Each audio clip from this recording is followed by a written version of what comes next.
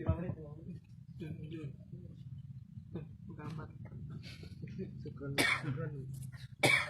dikasih dah ya Allah. Lebih kasih dah. Kasih dah. Ayo wujud kasih dah ya. Allah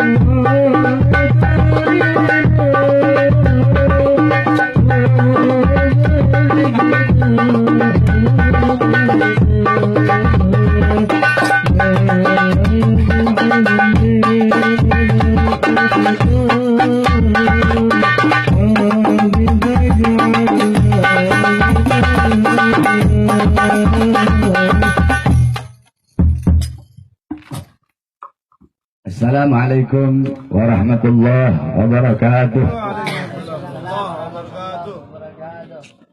Bismillahirrahmanirrahim. Alhamdulillahilladzi ja'ala man khazainuhu bainal kafi wan nun. Innama amruhu idza arada syai'an an yaqula lahu kun fayakun. Allahumma salli wa sallim wa barik wa karrim wa azzim ala nuril anwar. وسر الأسرار وترياك الأخيار ومفتاح باب اليسر سيدنا ومولانا محمد المختار وآله الأطهار وأصحابه الأخيار عدد نعم الله وإفضاله أما بعد. Yang saya cintai, yang saya muliakan para alim ulama beserta seluruh jamaah pengajian malam Selasa yang dimuliakan oleh Allah. Alhamdulillah, segala puji dan syukur kehadirat Allah Subhanahu wa taala, yang dimana Allah Subhanahu wa ta'ala memberikan kepada kita nikmat kesehatan yang Allah Subhanahu wa ta'ala berikan kepada kita. Allah berikan jawarih kita, a'dha kita dalam keadaan sehat. Kedua mata kita sehat, telinga kita sehat, lidah kita sehat, tangan kita sehat, kedua kaki kita sehat, yang dimana kesehatan yang Allah berikan itu adalah amanah yang digunakan untuk kebaikan. Kedua mata digunakan untuk memandang hal-hal yang baik.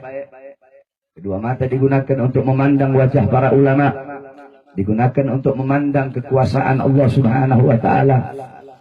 Kedua telinga digunakan untuk mendengar nasihat, mendengar ilmu, mendengar manfaat, mendengar hikmat, mendengarkan Al-Quran, mendengarkan zikir. Lidah yang Allah berikan sehat digunakan untuk berkata baik, digunakan untuk berkata jujur, digunakan untuk menyampaikan kebenaran. Kedua tangan yang Allah berikan dalam keadaan sehat digunakan untuk membantu orang, untuk memberi makan orang-orang yang kelaparan, untuk memberi minum orang-orang yang kehausan. Kedua kaki yang Allah berikan dalam keadaan sehat digunakan untuk melangkahkan kakinya ke tempat-tempat yang baik. Ini adalah hamba-hamba yang bersyukur akan nikmat yang Allah berikan. Akan apa dalam kitab Al-Hidayah, Bidayatul Hidayah Imam Ghazali dikatakan, apabila seseorang menggunakan nikmat yang Allah berikan kepadanya, nikmat tersebut adalah amanah. Apabila dia menggunakan amanat tersebut, nikmat anggota tubuh, nikmat anggota badan sehat yang Allah berikan dia pakai untuk bermaksiat kepada Allah, maka itu adalah puncak daripada pengingkaran kepada Allah Subhanahu wa ta'ala. Oleh karena itu, gunakan nikmat-nikmat yang Allah berikan kepada kita untuk beribadah, berbuat taat, berbuat patuh kepada Allah Subhanahu wa ta'ala. Saudara-saudara, sebelum dilanjut, ada Habib Hussein, kita dengar dulu nasihat dari Hussein. Sayang, masih jam 11. Biasanya habaibnya ini banyak yang datang. Cuma ini musim hujan mungkin. Jadi lagi kelon-kelonan habaib-habaib nih. Husain, Allahumma shalli ala Muhammad. Surat mana buat kita? Ayo Sen, jangan maju dulu Sen, lempar dulu gitu Sen.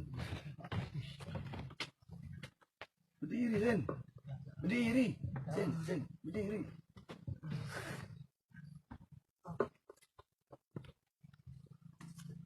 Bismillahirrahmanirrahim. Assalamualaikum warahmatullahi wabarakatuh. Alhamdulillah rabbil alamin wassalatu wassalamu ala asrafil anbiya wal mursalin sayyidina wa maulana Muhammadin wa ala alihi wa sahbihi ajmain, amma ba'd.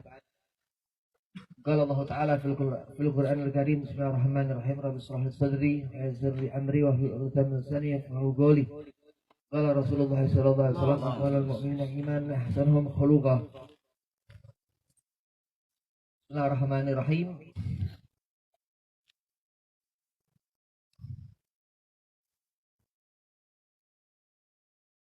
Malam menjadi siang, siang menjadi malam, berganti hari, terus berganti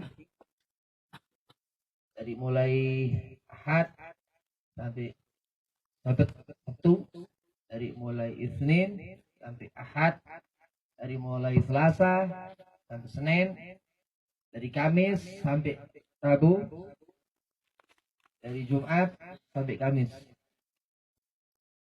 Bismillahirrahmanirrahim. Yang pertama-tama Al-Fakir hormati Sabul Majlis Al-Bahad Ali bin Sumit, Ustaz para habaib.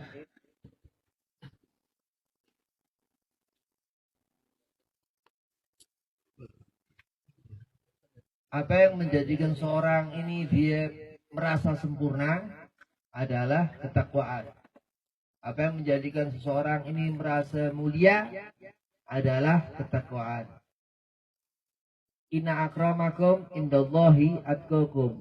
Sesungguhnya kemuliaan kamu di sisi Tuhanmu adalah dari seberapa besar ketakwaan kamu.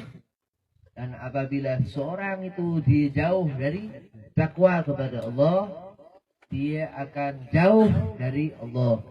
Apabila dia orang bertakwa, taat, ibadah, dia akan dekat dan akan mulia di sisi Allah. Sudah barang tentu manusia ini berpikir karena dikasih akal. Dia bisa menghitung waktu dari mulai jam pagi sampai malam, dari mulai siang sampai sore. Dia bisa ngerti waktu karena dikasih akal. Dia akal dipakai akal untuk beribadah. Dia akal dipakai untuk menghitung, untuk belajar, untuk mengetahui ilmu agama. Terus akal itu nanti dipertanggungjawabkan. Pikiran manusia, tangan manusia, mata manusia, kaki manusia, rambut manusia, telinga manusia, apa yang dia dengar, apa yang dia pegang, suatu saat akan jadi isyarat nanti di akhirat. Kalau dia orang pandai bersyukur, nanti di akhirat dia akan menjadikan orang yang beruntung. Kalau dia orang nggak pandai bersyukur, dia nanti orang di akhirat akan jadi orang yang merugi. 7 neraka, 7 surga. Allah jadikan 7 neraka, Allah jadikan 7 surga. Di dalam surga ada 40 bidadari. Satu orang 40 bidadari. Kalau dia orang di dunianya takwa sama Allah, dia ibadah sama Allah, dia jadi orang sabar, nanti di akhirat dia bakal senang. Walaupun untung. Assalamualaikum warahmatullahi wabarakatuh.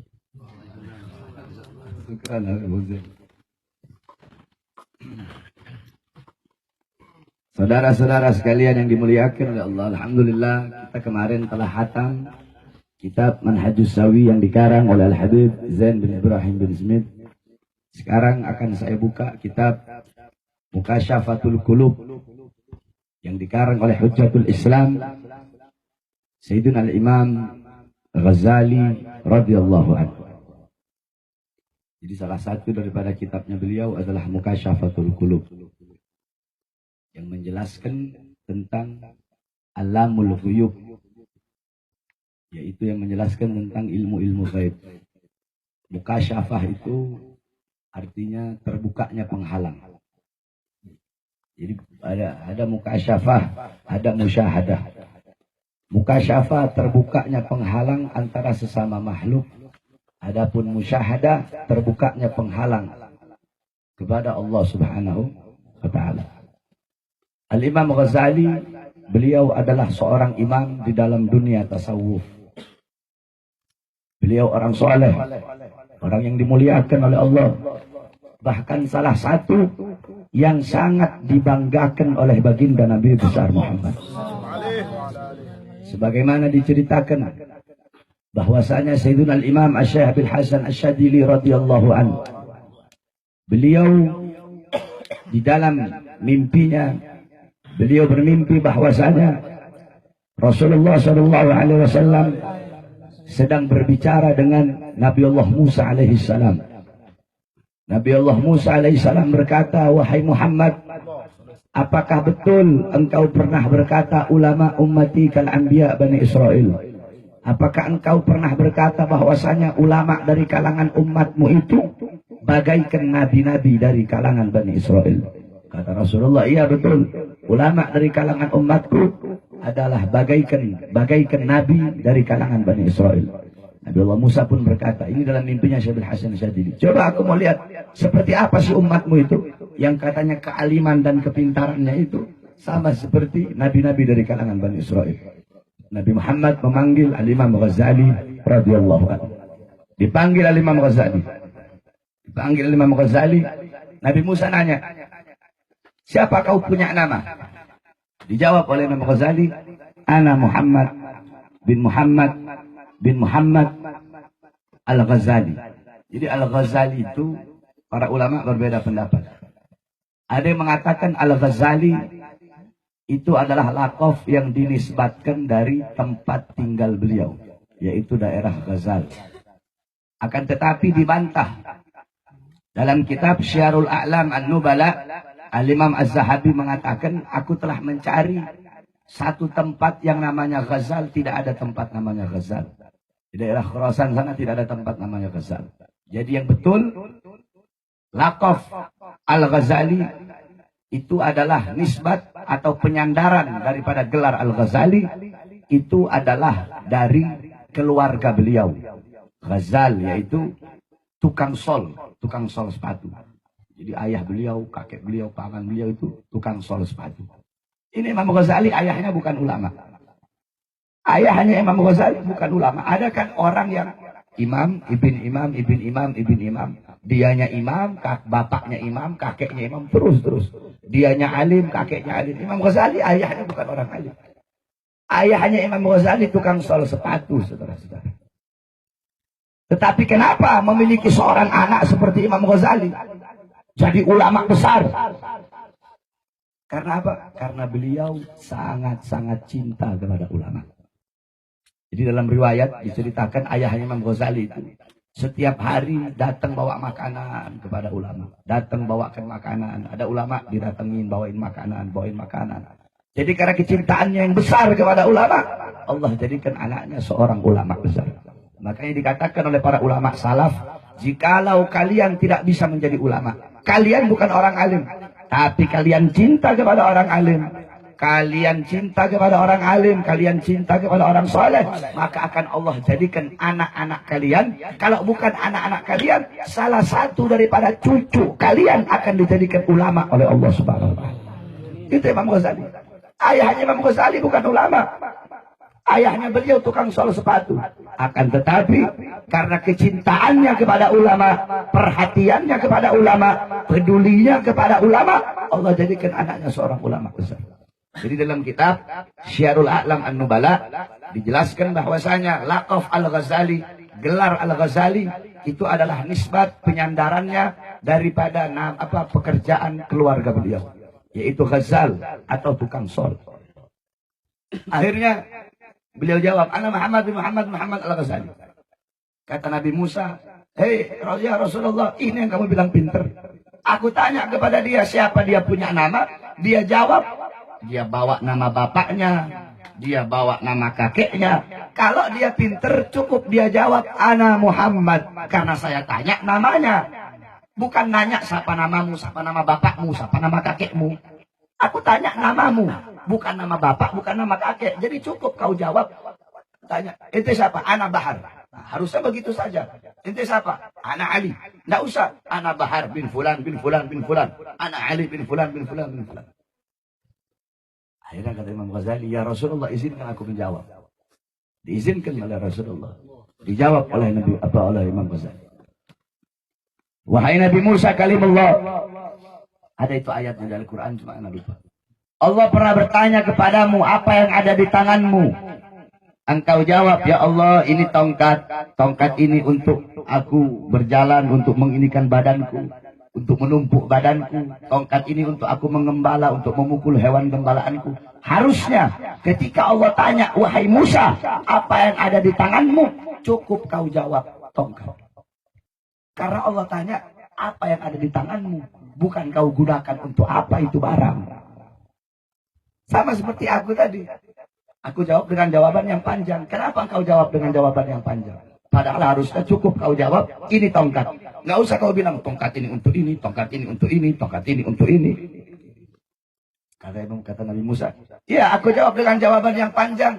Biar aku punya waktu yang lama untuk bercakap-cakap dengan Allah. Agar semakin mendapatkan banyak keberkahan dan rahmat dari Allah. Imam Ghazali jawab, begitu juga aku. Aku jawab dengan jawaban yang panjang agar mendapatkan keberkahan darimu yang telah mendapatkan banyak keberkahan dari Allah Subhanahu wa taala. Baru diakui akan kepintaran dan kealiman daripada umat Nabi Muhammad. Imam Ghazali radhiyallahu anhu. Salah satu kebanggaan yang selalu dibanggakan oleh Nabi Muhammad sallallahu alaihi wasallam. Al-Imam Ghazali, salah satu kitab beliau yang masyhur adalah Ihya Ulumuddin, A'jabatuz Zaman. Itu kitab udah seluruh dunia, bahkan bukan hanya dipakai oleh umat Islam saja. Itu kitab bukan cuma dipakai oleh umat Islam, bahkan orang Kristen, orang Yahudi, orang Katolik, orang nggak punya Tuhan pun baca itu kitab. Ihya Ulumuddin, karena begitu luar biasa itu kitab Ihya Ulumuddin. Sudah diartikan ratusan dengan ratusan bahasa. Ada yang diartikan pakai bahasa Spanyol, pakai bahasa ini, pakai bahasa ini, pakai bahasa ini. Karena begitu luar biasa hebatnya kitab Imam Ghazali, Ihya Ulumuddin. Makanya dikatakan Ummahatuddin Arba. Pokok-pokoknya agama itu ada 4. Fil fikih Minhajut Talibin Al-Imam Nawawi. Di dalam ilmu fikih, pokok agama terdapat di dalam kitab Minhajut Talibin Al-Imam Nawawi radhiyallahu anhu. Kitab Minhaj ini banyak syarahnya. Ada Tuhfatul Muhtaj Ibnu Hajar Haytami, ada Nihayatul Muhtaj, dan banyak lagi. Itu di fikih. Bukhari, Muslim fil hadis. Pokok-pokok ilmu agama dalam ilmu hadis ada dalam kitab Bukhari Muslim. Tafsir Ma'alimut Tanzil Al-Imam Baghawi fit tafsir. Dalam kitab tafsir pokok agama ada dalam kitab Ma'alimut Tanzil Al-Imam Baghawi. Ihya Ulumuddin lil Imam Ghazali fir Raghaib. Kitab Ihya Ulumuddin dalam ilmu tasawuf, pokok-pokok agama berada dalam situ. Sampai-sampai disampaikan, apabila andaikan Al-Quran tidak turun, andaikan Al-Quran tidak turun, Ihya Ulumuddin cukup menggantikan posisi Al-Quran. Sampai segitu saking hebatnya kitab Imam Ghazali, yaitu Ihya Ulumuddin. Tapi orang-orang Wahabi, mereka menolak itu. Mereka bilang, oh itu maudhu, banyak hadis-hadis palsu di situ. Ini goblok, mereka nggak tahu kalau Imam Ghazali itu dulu, kalau mau naruh hadis di kitab Ihya-nya itu dicium dulu itu hadis. Kalau wangi, baru beliau taruh di kitab Ihya. Itu Imam Ghazali. Dulu pernah ada yang tidak suka dengan kitab Ihya-nya beliau, namanya Abil Hasan Ibn Harzahan. Nggak suka dengan kitab Ihya Imam Ghazali. Dia bilang sama murid-muridnya, ente semua cari kitab Ihya. Besok hari Jumat, habis sholat kita bakar bareng-bareng. Kita bakar rame-rame. Belum sampai hari Jumat, malam Jumatnya. Malam Jumatnya itu, ini Ibn Harzahan mimpi berjumpa dengan Nabi Muhammad. Mimpi berjumpa dengan Nabi Muhammad. Ada Rasulullah, ada Sayyidina Abu Bakar, ada Sayyidina Umar, ada Imam Ghazali. Kata Imam Ghazali dalam mimpinya Ibn Harzan, ya Rasulullah, ini orangnya. Dia menfitnah kitabku ini, ya Rasulullah. Ya Rasulullah, kalau memang aku salah, aku akan bertobat. Tapi kalau aku betul, kalau aku benar, kalau kitabku benar, kitabku betul, aku meminta hakku darinya, ya Rasulullah. Dilihat oleh Nabi yang kitab Ihya. Ini kitab yang bagus. Dikasih ke Sayyidina Abu Bakar. Ini kitab yang bagus. Dikasih ke Sayyidina Umar. Ini kitab yang bagus. Akhirnya saudara-saudara, Rasulullah ambil cambuk, dicambuk Ibn Harzan. Dicambuk Ibn Harzan oleh Rasulullah. Bangun, kaget dia. Begitu dia bangun tidur, masih ada bekas cambukan Nabi Muhammad SAW. Itu Imam Ghazali. Salah satu kitab terbesar beliau adalah Ihya Ulumuddin. Ada Minhajul Abidin, ada Miyarul Ilim, ada Bidayatul Hidayah. Nah, salah satunya Mukasyafatul Qulub. Ya. Tersingkapnya hati. Tabir hati, mukasyafah. Jadi mukasyafah itu mungkin sering dengar istilah kasyaf. Ada wali kasyaf, bisa tahu ini begini. Nah, ini namanya mukasyafah. Jadi ini tabir. Orang kalau udah sampai kepada tingkat mukasyafah, tidak ada lagi penghalang. Tidak ada lagi hijab. Mukasyafah itu ada mukasyafah mata. Ada mukasyafah telinga. Ada mukasyafah lidah. Ada mukasyafah akal. Tetapi paling tingginya mukasyafah qulub. Mukasyafah hati. Mukasyafah mata apa? Dia bisa melihat hal-hal yang tersembunyi. Orang-orang lain nggak bisa lihat, dia bisa lihat. Itu namanya mukasyafah ain, mukasyafah mata. Satu contoh, Habib Saleh bin Muhsin Al-Hamid Tanggul. Dulu pernah ada satu orang. Ini orang kehilangan pulpen, kayak tentara gitu. Ajudannya tentara, ajudannya jenderal. Si jenderal ini nitip pulpen. Hilang pulpennya ini. Bingung dia bagaimana nyarinya, hilang di pasar.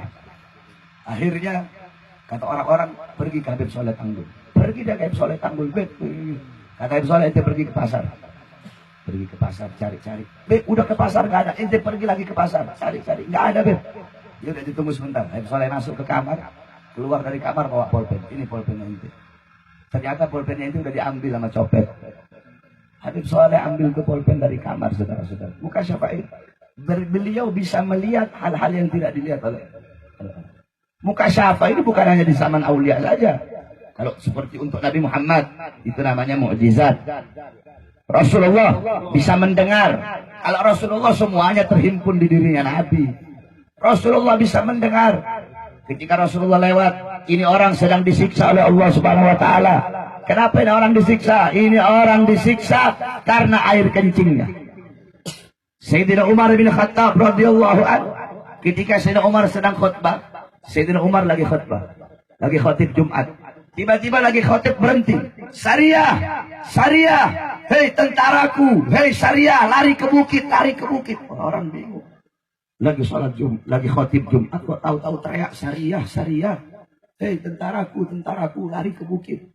Orang lagi sholat, lagi khotib Jumat. Selesai itu, datang satu nanya, Khalifah, kenapa kamu ini kok? Kamu Pak, engkau lagi khotib tadi, kok teriak-teriak syariah. Iya.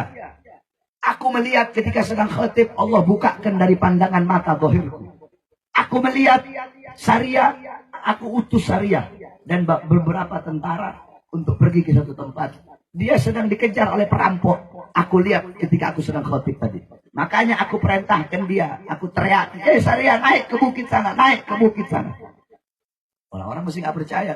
Ketika syariah dan bala tentara yang lain pulang dalam keadaan luka-luka. Mereka bertanya, apa yang terjadi kepadamu? Tadi ketika kami di tengah perjalanan, datang para perompak ingin merampok kami. Maka kami pun bingung mau kemana. Tiba-tiba terdengar suara yang sangat keras, suara yang sangat lantang. Hei syariah, hei tentaraku, lari ke bukit. Ketika kami mendengar suara itu, kami pun langsung lari ke bukit. Itu mukasyafah. Itu namanya mukasyafah. Al-Imam Ghazali punya adik namanya Ahmad. Adiknya Imam Ghazali, Ahmad ini, tidak pernah mau ikut sholat jamaah di masjid. Selalu sholatnya itu sendiri. Nggak pernah sholat jamaah, selalu sholat sendiri. Akhirnya Imam Ghazali bilang, ya Ahmad, kenapa ente ini sekali-kali coba sholat bareng-bareng sama kita orang, jangan sholat-sholat sendiri. Ya sudah, akhirnya ikut ini. Ada Imam Ghazali ikut sholat, ketika sedang ikut sholat, tiba-tiba membatalkan dirinya. Langsung balik ke rumah. Imam Ghazali selesai, ya Ahmad, ente bagaimana sih? Kata Ahmad, iya. Tadi ketika aku sedang menjadi makmummu, aku melihat perutmu penuh dengan darah. Aku lihat perutmu penuh dengan darah. Kata Imam Ghazali, subhanallah. Kamu tahu, tadi aku lagi sholat itu. Ketika sholat, aku tidak khusyuk. Karena aku sedang memikirkan tentang hukum daripada darah haid seorang perempuan. Itu mukasyafatul ilm. Allah buka dari pandangan mata zahir hal-hal yang gaib, hal-hal yang tidak nampak, hal-hal yang tersembunyi, hal-hal yang jauh, hal-hal yang tidak dilihat. Allah perlihatkan kepada kita. Sebagaimana Nabi Muhammad ketika sedang sholat. Nabi Muhammad lagi sholat, tiba-tiba beliau menggerakkan tangannya ke depan seperti itu. Setelah selesai beliau gerakkan tangannya ke depan, beliau lanjut lagi sholat. Tidak lama beliau mundur, ketakutan. Wagal hana minhum. Setelah selesai, assalamualaikum warahmatullahi wabarakatuh.